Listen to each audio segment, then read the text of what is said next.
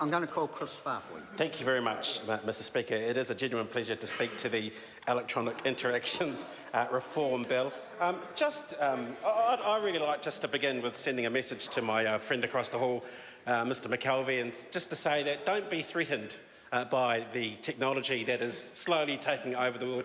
Embrace it. It's useful out on the farm, as I'm sure you've seen in your electorate, and it could save you time and effort, which I think everyone in this House is after. But this is one of those pieces of legislation that is sign of the times legislation. It's going to, I hope, set out to make the likes of government departments and processes and dealing with the Department of Internal Affairs via births, deaths and marriages a lot more efficient. I do hope that, and we will support it through the Select Committee, I do hope that we approach this legislation with some caution though. As we support it, because we want to make the processes much more efficient and effective for Kiwis out there who are using these kinds of things every day, there is a danger that when we get into the detail at Select Committee that some of the government departments may not have the adequate security settings or the training within those departments to make sure that some of the things that we set out to achieve in this legislation become a reality.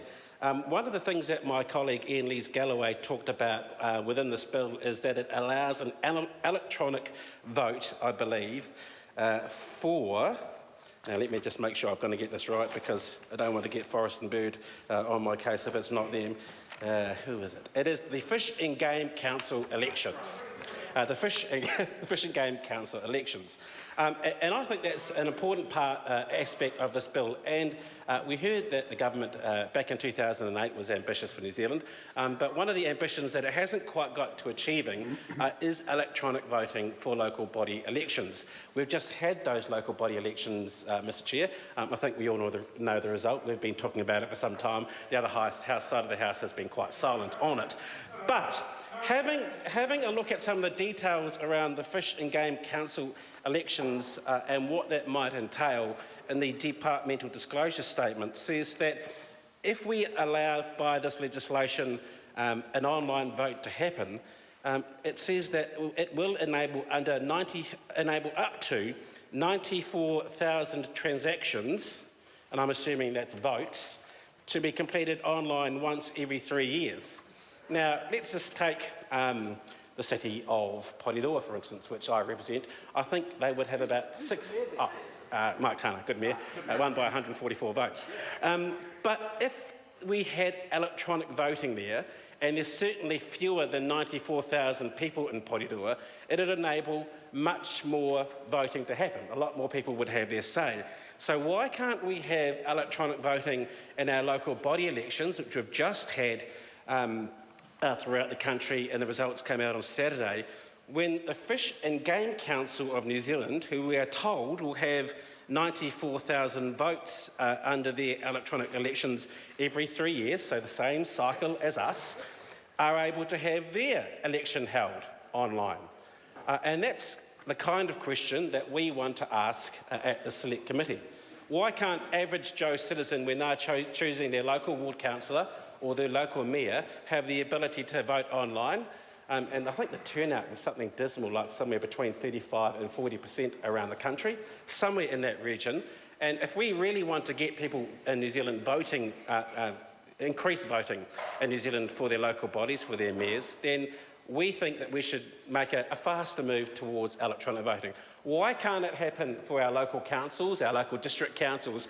But here in this bill, it enables the Fish and Game Council elections to be held electronically every 3 years. Why are they the priority? I don't get it. And if the government says, well, yes, we're going to bring in legislation to enable the Fish and Game Council to do this, I think the question needs to be asked of the government, why is it good for that? And I'm not demeaning the Fish and Game Council elections. Why is it okay for the Fish and Game Council elections every 3 years, but not good enough for everyone who votes in their local body elections? And I think that's a pretty important question to ask, Mr Speaker.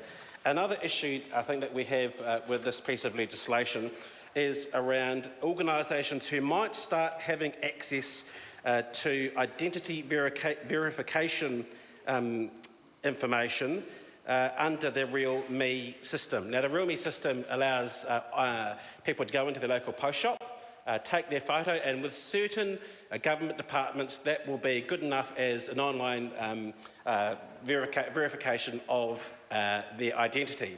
What this piece of legislation says in the purpose of the bill is that some organisations have expressed an interest in using these IVS photographs to replace manual requirements for physical photographs. Now, I would be okay if some organisations were government departments, quangos, someone who with an official purpose for the photos. But some organisations is a bit vague. Is it the likes of businesses who want to use this? And I don't mind that, but I want to know which businesses are going to get access to some of this very sensitive information through the Real Me system. And I think, again, Mr. Speaker, that is another question that we want to ask of the government at the Select Committee once it gets to that stage. And I understand it is going to the Government Administration Select Committee, a good committee, and I'm sure we'll get to ask those questions of it. Another good thing that I think is within the bill is the ability to use video conferencing more from government departments. I think certainly for people out in the regions or people out in rural areas, physically going to a government department to verify your identity or to interact with that entity when you specifically have to attend a meeting has become a bit cumbersome given the technology that we have. Imagine it, Mr. McKelvey's in Martin and he's been requested to go to a government department such as the ACC or the IRD and Wanganui. Ian is too busy. He says, look, on the farm, got too much on.